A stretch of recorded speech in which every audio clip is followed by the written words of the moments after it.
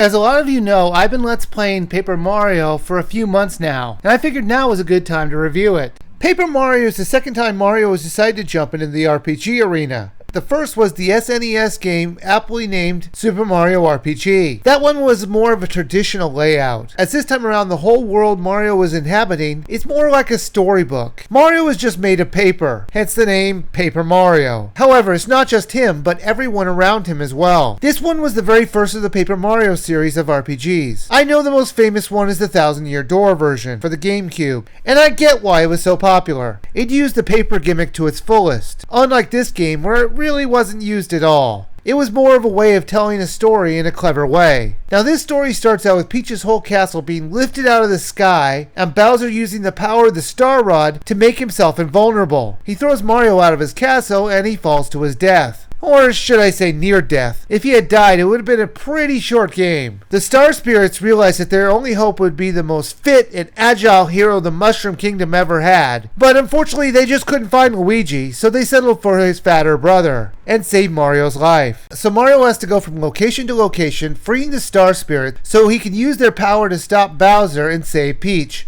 and return the Star Rod back to Kirby. I mean, Starhaven. Yeah, Starhaven. I mean, there's got to be more than one Star Rod out there, right? Why not? Maybe Kirby is in the Starhaven. Let's go with that. I know the story sounds awfully simple, but what do you expect from a Mario storyline? The game is separated into chapters, like a book, and each chapter has Mario rescuing a star. I really like the variety of gameplay in each chapter. The graphics look pretty good for the time. They did a good job of making the world he had to adventure through different and unique. Mario has three kinds of power-ups: health, flower, and badge points. What I liked was that you could decide where you're going to power him up, so you can really tweak the character for your personal preferences. Health points are fairly obvious. It's the amount of hits he could take before he's dead. Flower points are used for him and his teammates' special attacks. And badge points are used to turn on and off more special attacks and defensive moves for your character. The combat is turn-based, but it's also a bit of an action game, as you can see the enemies so you can get a jump on them and get a first attack advantage.